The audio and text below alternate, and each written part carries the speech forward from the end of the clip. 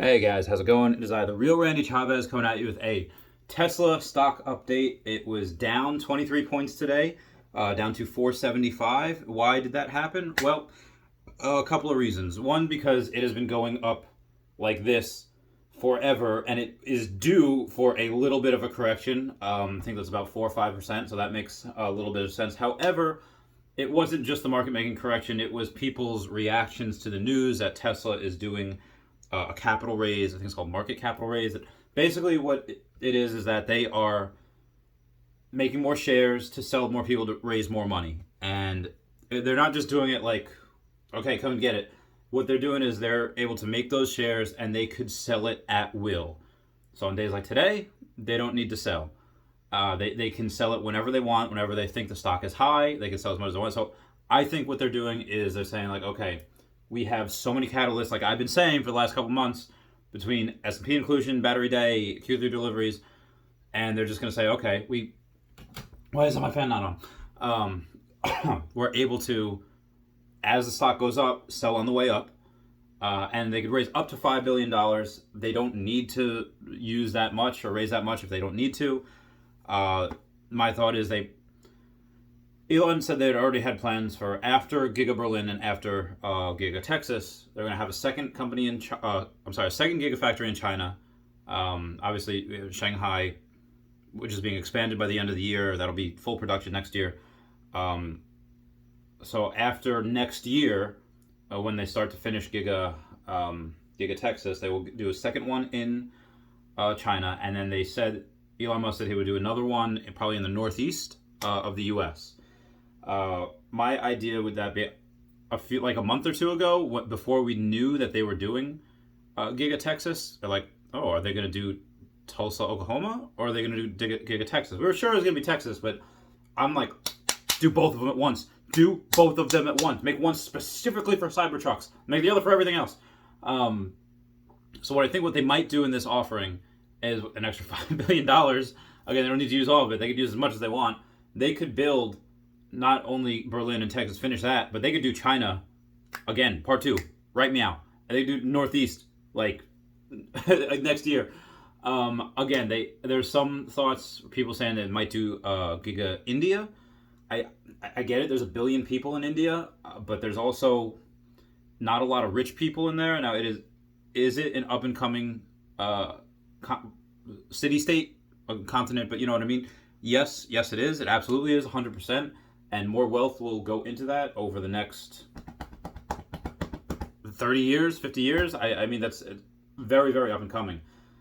So you're going to have a lot of money go into that. I don't think it's really worth it right now to make a Gigafactory there. That's just my opinion, though. All of this is my opinion. I did buy, like I said, 2 more shares yesterday and 2 more shares today at the same price of $474.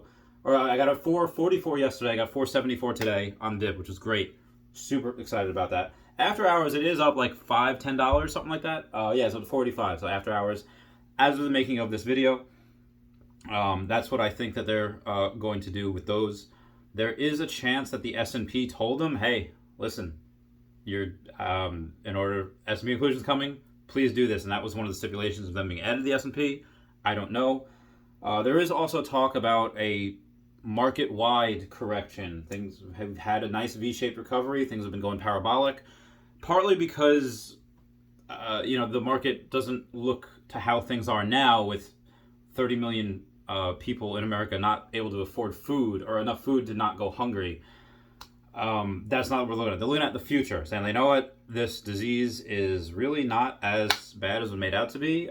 This is kind of bullshit. After the election, most likely this disease will kind of go away. A lot of restrictions are being relaxed, of course, but that's what the market is probably thinking, that, hey, here's the looking forward.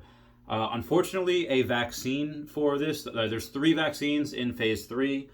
As far as vaccine, again, I'm very hopeful. That's why I invested in Vaxart, because I believe that they have not the key, but just one of the keys, especially with an oral vaccine, to be able to help fight this disease. But the 3 vaccines that are in phase 3 right now, they are currently being developed very, very quickly. And I think up until right now, the fastest, from, writing down the formulas to production, here you go, vaccine was from the mumps which took 4 years. So there is suspicion that these companies are cutting corners because everyone wants to be first to market.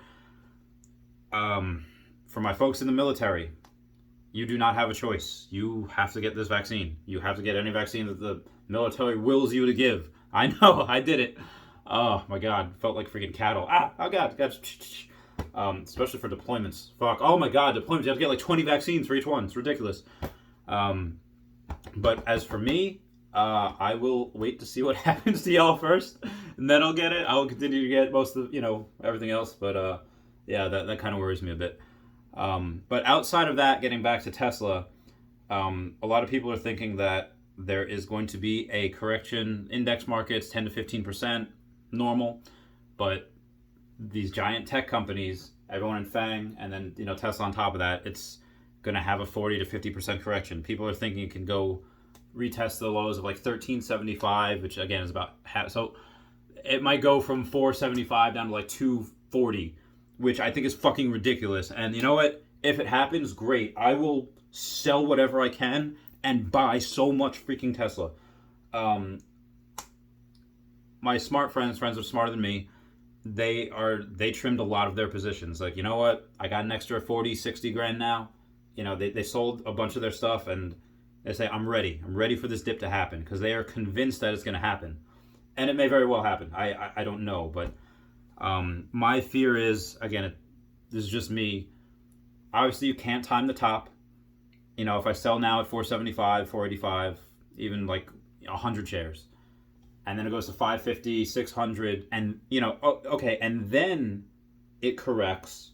Okay, you know what? That's, I kind of did the right thing. Didn't get out of the top, but again, you can't predict when the top is going to be.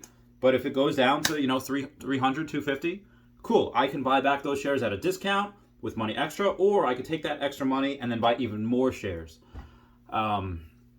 However, I just feel like there's a chance, again, this is just my feelings, that I sell these shares at, 475, 500, whatever, and then it goes 550, 600.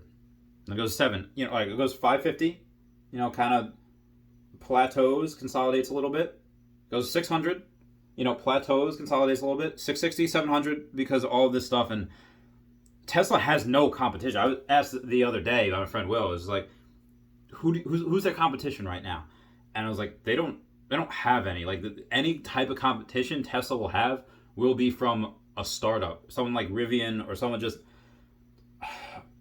a bunch of these startups.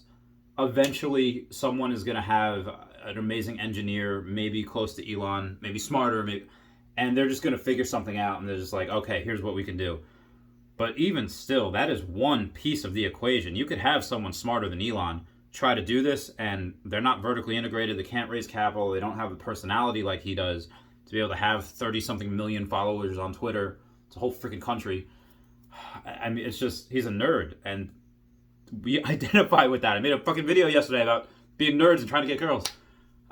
This is just something that I do not believe can be replicated, because, again, it was not easy. It was very, very difficult for Tesla to do what they did, but they also didn't have to compete with any other electric car company, really. So, a new company in 2020, yes, a bunch of these dinosaur automakers like GM, Ford, Chrysler, all of that.